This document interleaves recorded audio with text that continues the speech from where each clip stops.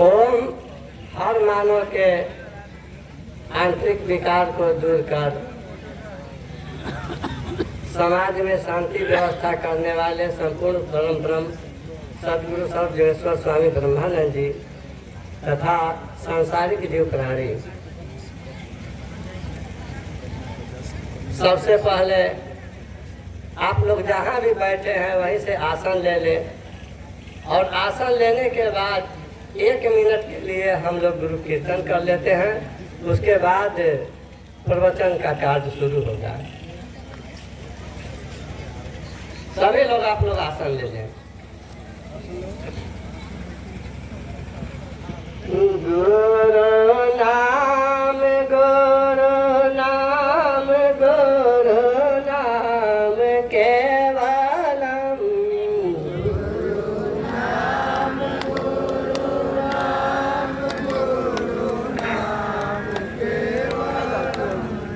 गुरु नाम गुरु नाम गुरु नाम केवलम,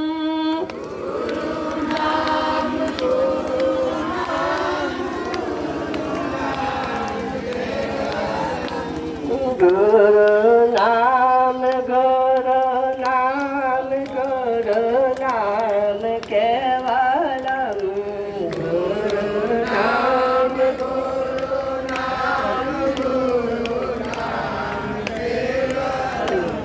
गुरु नाम गुरु नाम गुरु नाम केवलम, गुरु नाम गुरु नाम गुरु नाम केवलम, गुरु नाम गुरु नाम गुरु नाम केवलम, गुरु नाम गुरु नाम गुरु नाम केवलम, गुरु नाम गुरु नाम गुरु नाम केवलम।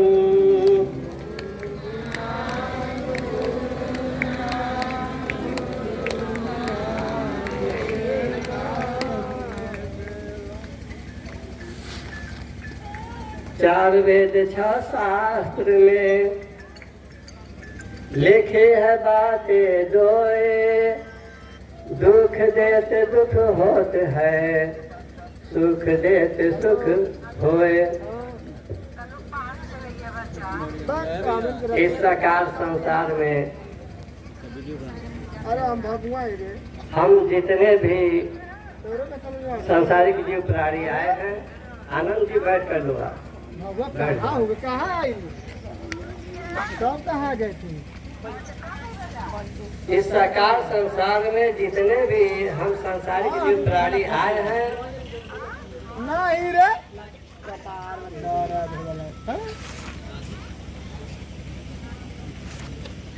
तो सभी को चेत कर चलना जरूरी है।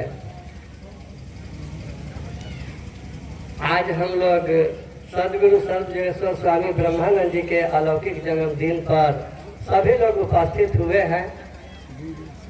किसी भी महान पुरुष का अलौकिक जन्म दिवस क्यों मनाया जाता है, इस पर आप लोगों को विशेष रूप से विचार करना है। प्रतिवर्ष मनाने का मतलब क्या है?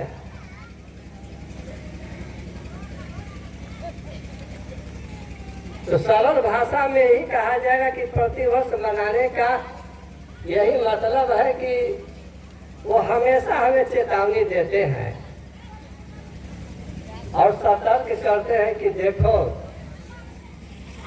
हमने इस महानता को प्राप्त कैसे किया,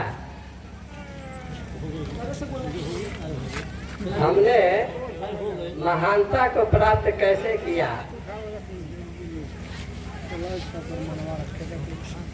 और हमारे पीछे कौन कौन सी परेशानियां आई, ये सब देखने और चेतने के लिए। दूसरी बात, जितने भी महान पुरुष आए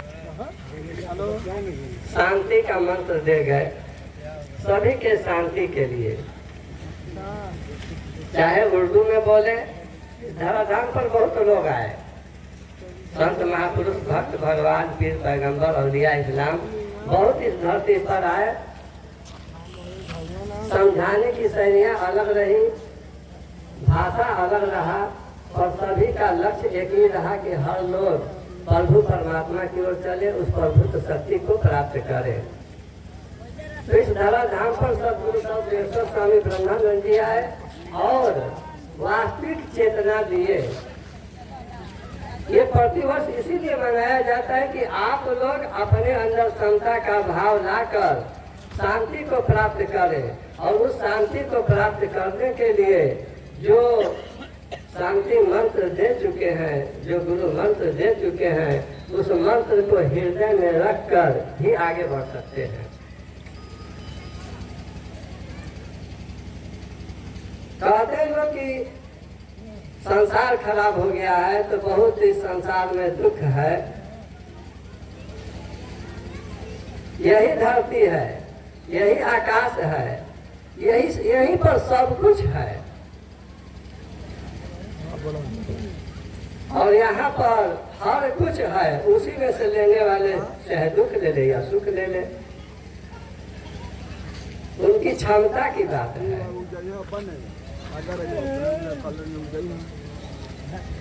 जैसे एक कुटिया पर दो साधु रहते थे।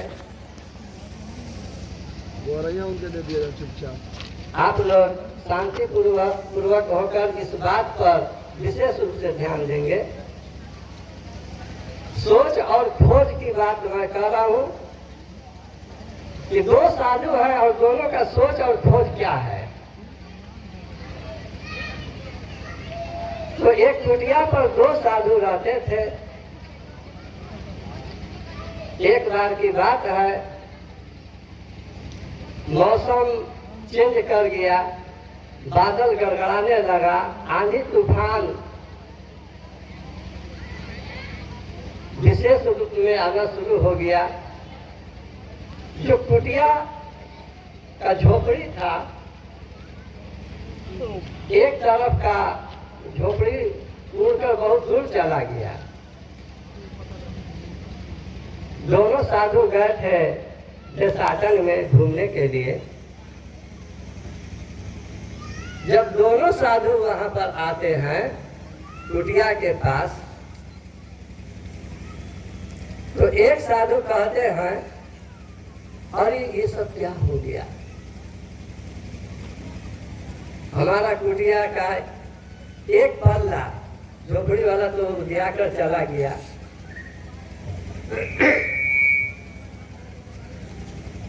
भगवान अनर्थ कर दिए। हमने जीवन भर पूजा ध्यान किया, क्या प्रभु हमारे ही पूजा और याचना का फल दिए हैं। दूसरे साधु से कहते हैं कि देख रहे हैं भगवान कितना अनर्थ अन्याय कर रहे हैं। हमने जीवन में इतना पूजा पाठ किया और झोपड़ी का एक पल्ला ही उड़ा दिए। दूसरा साधु वहां पर नाचने लगे, गाने लगे, झूमने लगे। ये करे ये क्या कर रहे हो भाई? कहते मैं उस प्रभु परमात्मा पर बहुत खुश हूँ, उनकी बहुत बड़ी कृतज्ञता है।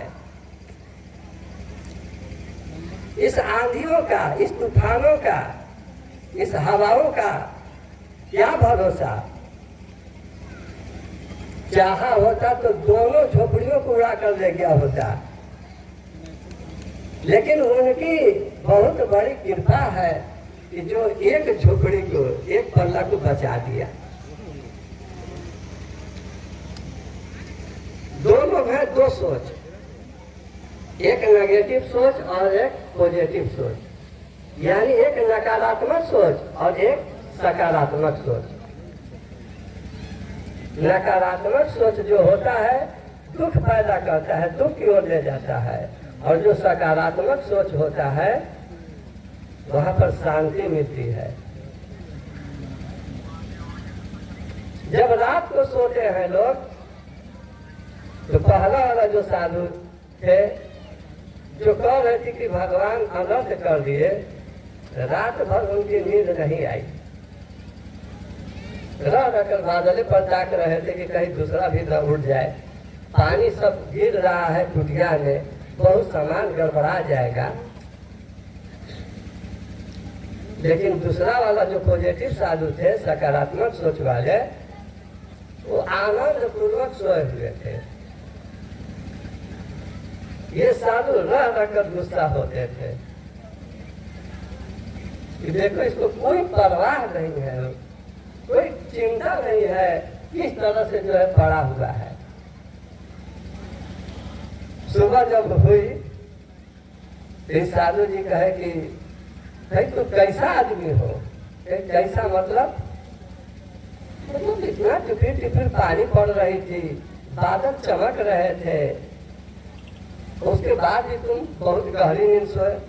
कहे कि अरे आज जैसा तो हमको कभी नींद ही नहीं लगी थी। कितना अच्छा दृश्य, रात को सोते समय कभी हम तारे का रूप नहीं देख पाते थे। कितना अच्छा मौसम था, सुहावना मौसम था, टिपिर टिपिर पानी पड़ रहा था, झुरझुर झुरझुर हवा चल रही थी, और जो है इतनी अच्छी हवा कि हमको नींद बहुत आराम से लगी। यदि ऐसी आनंद हमको आया, इसमें आता पहले से जानते होते तो हम प्रभु परमात्मा से निवेदन करते कि दोनों पल्ला को उड़ा कर ले गए होते तो बहुत अच्छी बात होती। यानी सोच की बात है, सोच और खोज की बात है। अर्थात इसी धरती पर एक से एक महान पुरुष आए, आनंद को प्राप्त किए इसी धरती पर। यही चांद है, यही सूरज है, यही धरती है, ये मनुष्य है, यही पर सब लोग रहने वाले हैं, और जो है उस आनंद को प्राप्त किए। लेकिन हम कैसा है कि दुख को प्राप्त कर रहे हैं। क्या भाई? कहीं कहीं तो ऐसा आप दृश्य देखेंगे, आग लग गई, सब जल गया, वहां पर पुलिस आ गए कि भाई कोई आग लगा दिया, दुश्मनी से लगाया, क्या किया? लेकिन पुलिस किसी से पूछ नहीं पाए। क्या देख रहे हैं? एक बुढ़िया है, रो रही है, हाय भगवान तुमने अन्याय किया, अत्याचार किया, तुमने हमारा सब जलाकर खाक कर दिया। एक हम ही मिली थी कि हमारे घर को तुमने जला दिया। चिल्ला रही पुलिस आ करके, हम किससे पूछे? ये तो एकदम प्रत्यक्ष में गवाह है कि ये सब काम भगवान ने किया है।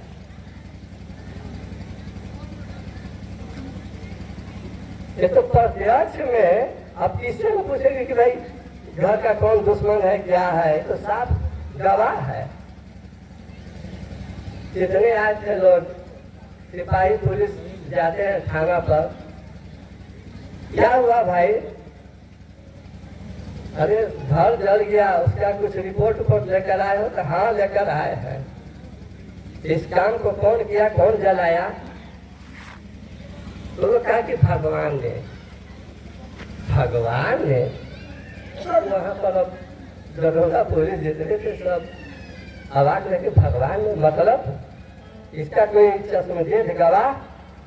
तो जिसका घर जला है वही चश्मदीद गवाह है। बुढ़िया खुद रोकर कह रही थी। ये भगवान पर केस।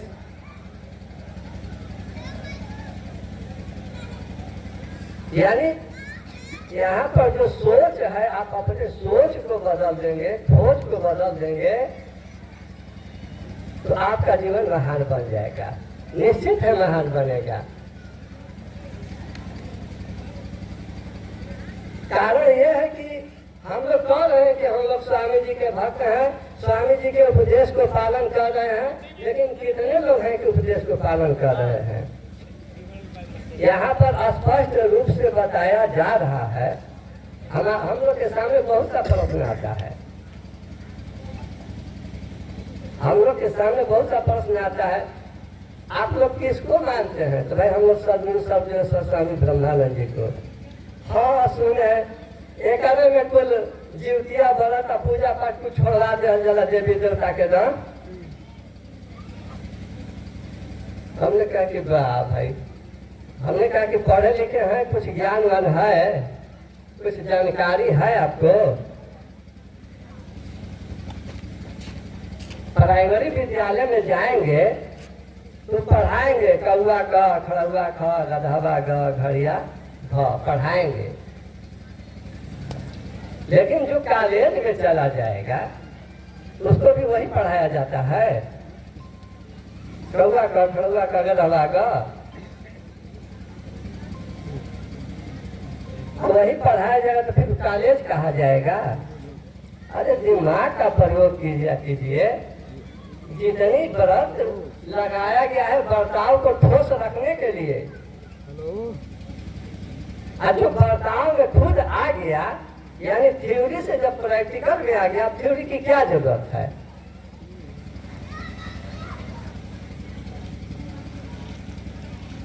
व्रत लगाने वाले ज्ञानी लगाए, क्यों लगाए? कि व्रत के नाम पर कम से कम शुद्ध भोजन करेगा, शुद्ध वचन बोलेगा, स्नान कर लेगा। 365 दिन का एक साल होता है, कम से कम 365 दिन में 65 व्रत भी कर लेगा तो कुछ तो सत कमा लेगा अपने अंदर। व्रत क्या है? या जितनी देवी देवता की पूजा है वो क्या है? अज्ञान में, ज्ञान मार्ग में नहीं है। ज्ञान मार्ग में जिस दिन आ जाएंगे सारी शक्ति आपके बस में आ जाएगी। ज्ञानियों के लिए है, अज्ञानियों के लिए, यानी ज्ञानी के लिए है, सारी शक्ति आपके बस में आ जाएगी। अज्ञानी के लिए तो हर जगह भटकना ही है, भरमना ही है। तो बताया गया कि अज्ञानियों को ज्ञानी बताए कम से कम व्रत के नाम पर प्रणाम दीदी, प्रणाम मैया, प्रणाम मैया, खुश रखिया, कुछ जो है सत्य को प्राप्त कर देगी। लेकिन जब वही किसी संत महापुरुष के शरण में हो जाती है तो संत महापुरुष कहते हैं कि देखो 365 दिन का एक साल होता है और 65 दिन तुम शुद्ध भोजन करती हो, गुण लगती हो, और बाकी 300 दिन उम्मे इन फेरवट में। इसी में आप लोग समझ जाएंगे, चलती हो तो तुम्हारा कितना उद्धार होगा, कितना कल्याण होगा। यानी 65 दिन कमाए और 300 दिन बैठकर खाए, कितना बैंक बैलेंस करेंगे। तो जब सदगुरु के शरण में जाते हैं तो कहते हैं कि देखो एक रोज भूखने से कोई काम होने वाला नहीं है। जीवतिया व्रत भूखती हो तो जीव पर दया करने लगोगी, तुम्हारा जीवतिया व्रत हो जाएगा। तीज व्रत भूख रही हो अपने पति के बधाई के लिए, दूसरे पति से गलत कर्म से बच जाओगी, तुम्हारे पति का आयु बढ़ जाएगा। भूखने की कोई जरूरत नहीं है, पेट जलाने की कोई जरूरत नहीं है। ये कब मिला कि जब कोई ज्ञानी पुरुष के संग में गए, संत महापुरुष के शरण में गए, सदगुरु के शरण में गए, तब ये बात मिली। वो कहे कि देखो अब प्रतिदिन स्नान करना है, प्रतिदिन ध्यान करना है, प्रतिदिन जो है अपने माता पिता, बड़े बूढ़े पति, सास ससुर का पैर छूना है, प्रतिदिन स्नान ध्यान करके ही भोजन बनाना है। यानी प्रतिदिन व्रत में ढाल दिए। अब आप लोग ध्यान दीजिए कि जब वो प्रतिदिन ढाल दिए और कहे कि पेट जलाने की अब जरूरत नहीं है, जब शुद्ध भोजन कर रहे हो तब पेट में कोई गड़बड़ी नहीं आएगी। वो तो आरे जाल जो कोई खाता है उसके लिए संत महापुरुष लगाए कि कम से कम हफ्ता में व्रत करेगा तो इसका पेट साफ हो जाएगा। हमारा तो पेट इसी तरह से साफ है। तो अब क्या होता है, उसी गांव में एक औरत है कि दोनों बेला स्नान कर रही है, दोनों बेला ध्यान कर रही है, दोनों बेला पूजा कर रही है, अपने सास ससुर पति को आरती दिखा रही है। तो उसके बगल वाली क्या कहती है कि अरे बहुत टिमटिमा करे ले, जीवतिया नहीं भूखे ले। तो हाई काम नहीं करेले, कोनो व्रत नहीं करेले। हमने कहा कि एकदम ही बेवकूफ है, इसके पास कोई दिमाग नहीं है, जो प्रतिदिन व्रत में लगा हुआ है। अब इससे बढ़कर कौन व्रत है? ये 2 रोज भूख लेती है तो सोचती है कि हम पूरा संसार का पूरा व्रत कर लिए, संसार का पूजा कर लिए। तो अज्ञानता बहुत है, मानसिकता लोगों के अंदर जो बन चुकी हुई है, नेगेटिव पॉइंट वाली बात। आप लोग महाराज जी लोग के मुखारबिंदों से बहुत अच्छी अच्छी बातें सुन रहे थे।